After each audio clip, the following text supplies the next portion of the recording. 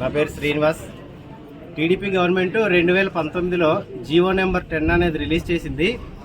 అందులో గిరిజన DEd B Ed నిరుద్యోగులకి 176 ఉద్యోగాలు శాంక్షన్ చేసింది. ఆ 176 ఉద్యోగాలు కూడా వైసీపీ గవర్నమెంట్ 5 సంవత్సరాల పరిపాలనలో 176 ఉద్యోగాలు ఫిల్ చేయలేకపోయింది. అలాగే జగన్మోహన్ రెడ్డి గారు 23,000 మెగా డిఎస్ ఇస్తామన్నారు.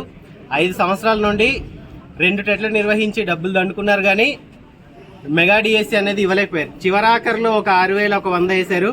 అది కూడా 2 నెలల సమయం ఇచ్చాడు. టెట్కి ఒక 19 రోజులు సమయం ఇచ్చారు. అదేమాత్రం అభ్యర్థులకు సరిపోలేదు. నెక్స్ట్ డిఎస్సి కూడా ఒక నెల రోజుల్లో కండక్ట్ చేద్దామని చూశారు, కానీ ఎలక్షన్ కమిషన్ దాన్ని పోస్ట్ పోన్ చేసింది. ఆ తర్వాత కూటమి ప్రభుత్వం మెగా డిఎస్సి హామీ ఇచ్చింది.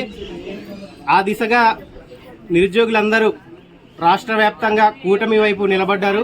కావున మనం చూడవచ్చు, భారీ మెజారిటీతో కూటమి ప్రభుత్వం అనేది అధికారంలోకి వచ్చింది. ప్రస్తుతానికి చంద్రబాబు నాయుడు గారు జీవో నెంబర్ 3 గిరిజన ప్రాంతంలో 100కి 100% ఉద్యోగాలు గిరిజనులతో భర్తీ చేస్తామన్నారు. ఆ హామీ కూడా నిలబెట్టుకుంటారని కోరుకుంటున్నాం. అలాగే మెగా డిఎస్సి మీద నిన్న మొదటి సంతకం పెట్టారు. అది ఆంధ్ర రాష్ట్రంలో నిరుద్యోగులందరి తరపున ధన్యవాదాలు తెలియజేస్తున్నాం. అలాగే మన గిరిజన ప్రాంతంలో చూసుకున్నట్లయితే జీవో నెంబర్ 3 కూడా పునరుద్ధరించి 100కి 100% ఉద్యోగాలు గిరిజనులకు ఇచ్చినట్లయితే మిమ్మల్ని దేవుడిలాగా పూజిస్తారు గిరిజనులందరూ. ఈ హామీ కూడా నిలబెట్టుకోవాలి. అలాగే 176 ఉద్యోగాలండి. జీవో నెంబర్ 10 2019 జనవరి 31న రిలీజ్ చేయడం జరిగింది. జీవో నెంబర్ 10 ఆ జీవో నెంబర్ 10లోని 176 ఉద్యోగాలు ఇప్పటి వరకు ఫిల్ చేయలేదు. అది టీడీపీ గవర్నమెంట్ చంద్రబాబు నాయుడు గారు శాంక్షన్ చేసిన పోస్టులు. ఆ పోస్టులు ఏమైపోయాయో, ఎవరికి ఇచ్చేసారో, ఎవరికి అమ్ముకున్నారో, ఏ అవినీతిలో కొట్టుకుపోయిందో మాకు ఇప్పటి వరకు అర్థం కావట్లేదు.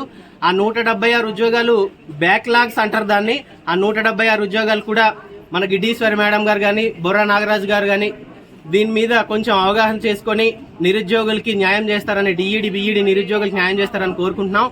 అలాగే